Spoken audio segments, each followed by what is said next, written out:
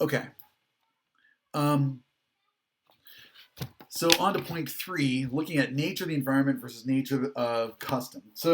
Um, so Act three is the has nature. Has Lear out on the heath, right, out exposed. He doesn't have a roof above his head. There's this terrible storm brewing. There's a ton of language in the play that is. I mean, it's actually kind of really interesting if you're interested in things like staging or environmental issues and so on. Right? There's this terrible storm.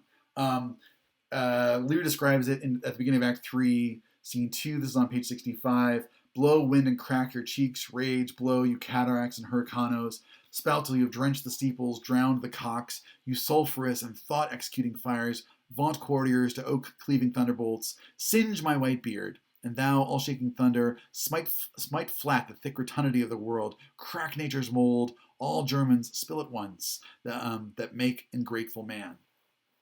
So it starts with, describing this storm. And, in the theater, there's only so much that you can do, but he's trying to kind of describe this, I mean, a Type 5 hurricane or whatever it is, right? The worst possible kind of storm for him to be out in. And then takes it way at the very end here back to ingrateful man, right? Like break the mold of nature, destroy ingrateful man. That is ingrateful humanity, and my ungrateful daughters in particular, right? Um, and his next speech is, kind of making that point more explicit. Rumble thy bellowful, spit fire, spout rain, nor rain, wind, thunder, fire are my daughters. I tax not you, you elements, with unkindness. I never gave you kingdom, called you children. You owe me no subscription, right? The clouds, the thunder, the rain, the lightning, all of the natural elements. He's not claiming to have any authority over them, and so they can be as mean to him as they want. The thing that really is more painful than this outside storm is the inside storm that he's suffering, having been uh, um, sort of torn down by his daughters. Um, and so that's the thing in this Act Three, right? This huge terrible storm that is blowing all the way through Act Three. Um, is a kind of you could see it as a kind of external manifestation of his internal grief, right? He is going through a terrible kind of reconfiguration of himself and his understanding of the world. The frame that he thought he was living through, right, where he had authority and deference and all those other kinds of things, is all being torn away from him. And so, even as he is himself personally being sort of put through something difficult, there's this outside of him. The world is kind of rumbling, cracking, et cetera, et cetera, et cetera. Right. So that's a kind of a conventional way of reading what's happening here. Um, but so there is actually a storm out there, right? It's not a figment of his imagination. Everybody else recognizes that this is a terrible storm that he should be inside of if he can help it, because it's potentially lethal and so on. Um,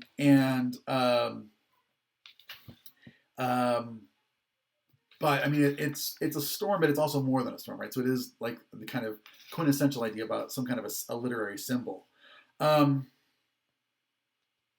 and so for me, the kind of the big kind of key point in Act Three is in Act Three, Scene 4. When Lear is going through that storm, he's being invited to go inside, right? There is a kind of it's being described as a hovel by your editors, right? So some kind of um, a, a structure for shepherds or something like that, right? Some kind of very sort of basic, very sort of minimal kind of shelter in the midst of this storm. And so he gets to it. There's this long scene before he goes in, and then some part of Act Three takes place inside, like this big storm brewing and blowing outside. But for me, Act Three, Scene 4 is a really kind of critical scene here. Um, and again, like understanding how he sees the outside storm as reflecting and affecting his interior kind of being. If you turn to Act 3, Scene 4, around line 7, he gets a long speech here. It's on page 70.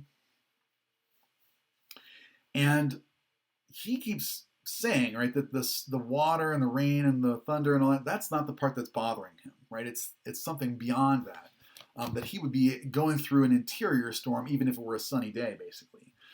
And so he says to his disguised friend Kent, "Thou thinkest 'tis much that this contentious storm invades us to the skin. So 'tis to thee, right? I mean, it is awful that you're going through all that, right? But for me, but where the greater malady is fixed, the lesser is scarce felt. The interior storm that I'm going through, the storm in my mind, is way worse than the physical, natural environment in which I find myself. Thou'st shun a bear, but if thy flight lay toward the roaring sea, thou'dst meet the bear in the mouth," right? If you have to choose between two evils, you want the lesser of two evils. I would pick the storm, he says, over what's been been inflicted on me. When the mind's free, the body's delicate. This tempest in my mind doth from my senses take all feeling else, save what beats there, filial ingratitude. Is it not this mouth should tear? Is it not as this mouth should tear this hand for lifting food to it?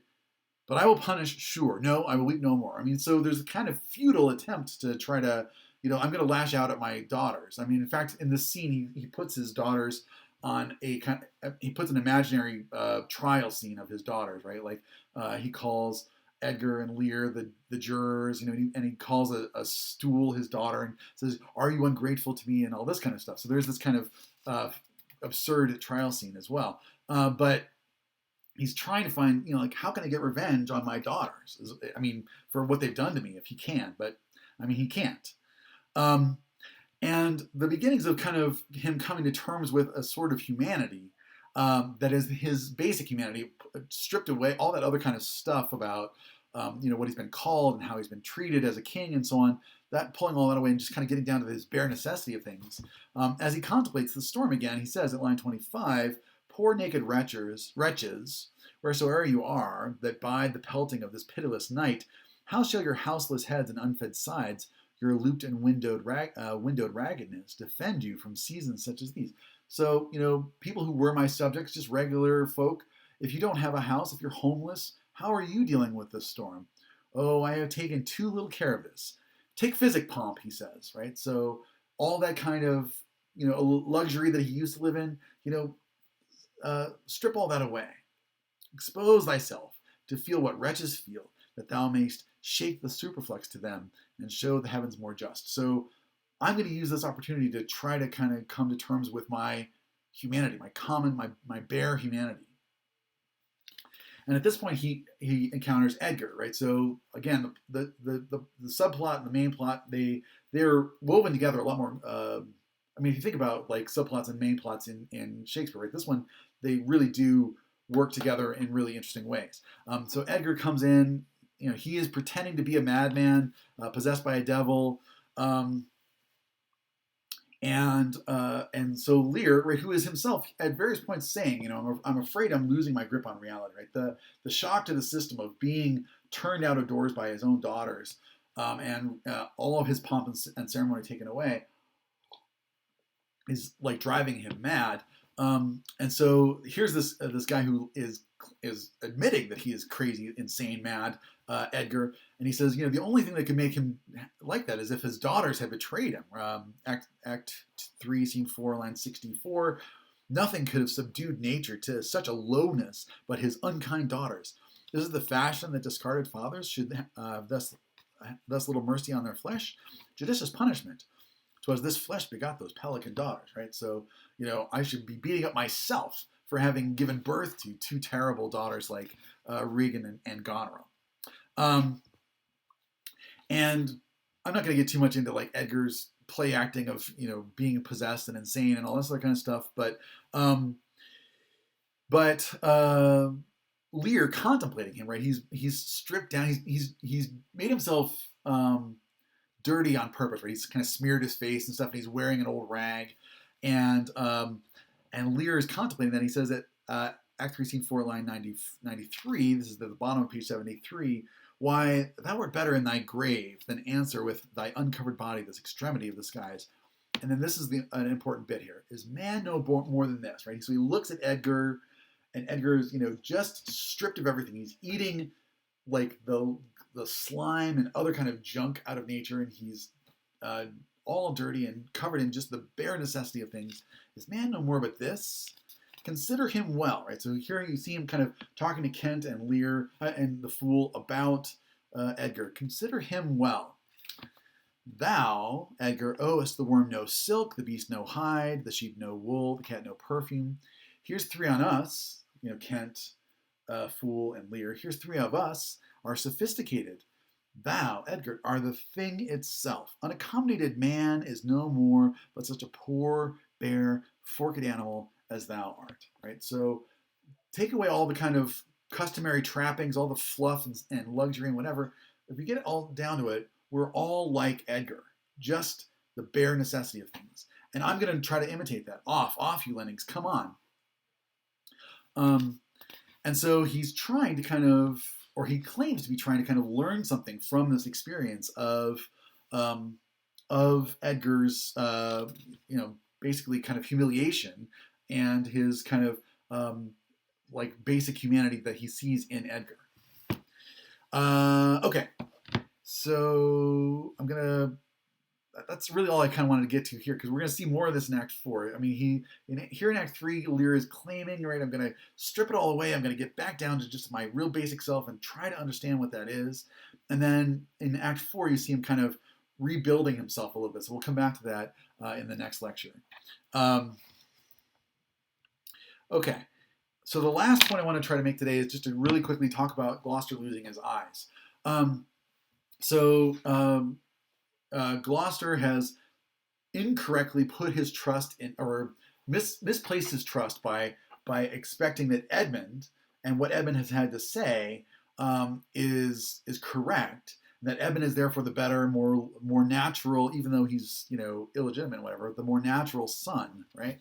And of course, it turns out that Edmund is betraying Gloucester all along, and in fact, that at one point Gloucester is going to lose his title, and that Cornwall is going to make Edmund, he's going to legitimate him and make him the new Earl of Cornwall. The Earl of Gloucester. I'm sorry. And so in Act 3, Scene 7. Gloucester has been captured, brought in to Cornwall. Cornwall and Regan are, they're accusing him of being a traitor, right? Because he's privy to the information about Cordelia bringing an invasion against their authority in order to restore Lear, and so they're looking to punish him, right? So Cornwall is humiliating Gloucester, pulling on the old man's beard, and so on, and Gloucester says at line 3, Act 3, Scene 7, or on line 59, this is on page 86, and he explains his feelings of continued responsibility and loyalty to Lear. Regan, why were you taking him to Dover? Right? They know why he's taking him to Dover, which is that's where Cordelia is going to land with an army. But Gloucester says that I would take him to Dover because I would not see thy cruel nails pluck out his poor old eyes, nor thy fierce sister in his anointed flesh, rash boorish fangs, right? If I take him to Dover, he's away from you, the ungrateful daughters. Somehow this suggests, unfortunately, to Cornwall the idea that he should put out his eyes. So at line 70, see it shalt thou never. Fellows, hold the chair. Upon those eyes of thine I will set my foot. Gloucester, he that will think to live till he be old, give me some help. Oh, cruel, oh, you gods. So he loses one of his eyes here. And Regan says, put the other eye out. And then there's this important but small little by scene of one of the servants taking up a sword against Cornwall. There's a little duel. The servant gets killed, but Cornwall receives a mortal injury here. So if you haven't read that far ahead yet, Cornwall is going to be dead in Act 4. But once that little sort of tussle is over, then Cornwall comes back to get rid of his second eye. The servant says, this is on page 87, it's Act 3, Scene 7, around line 85. Oh, I am slain. And then talking to Gloucester, my lord, yet you have one eye left to see some mischief on him. Oh, the servant dies. And then Cornwall to Gloucester, lest see more, prevent it. Out, vile jelly. And he puts out Gloucester's other eye. Where is thy luster now? Right. So now Gloucester has been blinded, like physically blinded. He's lost both of his eyes um, because of Cornwall, and um, and Gloucester says, "All dark and comfortless. Where's my son Edmund? Edmund, unbridle all the sparks of nature to quit this horrid act." Right. So he's calling on Edmund to avenge him. Right. To take my side now. Come in, Edmund, and help me in this terrible situation, and take some revenge on Cornwall. And Regan, out, villain. Thou callst on him that hates thee. It was he that made the overture of thy treasons to us, who is too good to pity thee. Right? So here you've been putting all your trust in Edmund. Edmund's the one who betrayed you. Edmund's the one who gave you up to us. And then there's this kind of, oh my gosh, like complete recognition, shock in Gloucester. Oh, my follies. Then Edgar was abused. Kind gods forgive me and prosper him. Right? So now Gloucester's going to have to kind of reorient and get back to, I mean, on some level, right, he's going to get back to where he was at the beginning of the play, right? He loved Edgar. Edgar was his legitimate son. He expected Edgar to be a good heir and all this other kind of stuff. And he has kind of labored under this. He's been abused by Edmund and misled by Edmund, and now he realizes that that was a terrible mistake all along, and now he's back to trusting Edgar. And he's going so you see, I mean the metaphor of vision is a really important and key one here, right? So we saw at the beginning of the play that when Kent tries to stick up for Cordelia in Act 1, Scene 1, Gloucester says, "Out of my sight, Kent." And Kent says, "See better, Lear." Right? And those are two different ideas about seeing, right? Like, Lear means literally, make it so I can't see you. And Kent means more figuratively, understand the world better, see better, Lear, right? And now we get to a scene near the end of Act 3 here where someone has literally lost their ability to see with their eyes. So in Act 4, we're going to come in and just sort of talking about some of the kind of ramifications of some of this language about seeing and vision and so on. And so if you haven't had a chance to read Act 4, then as you're reading through Act 4, just keep an eye out, or bad pun, but pay attention to, keep an eye out for language around eyes, around seeing, around vision, around understanding. That's an important, it takes on a different resonance now in Act 4. Okay? Okay, so I'm going to stop there. I'm going to turn off iMovie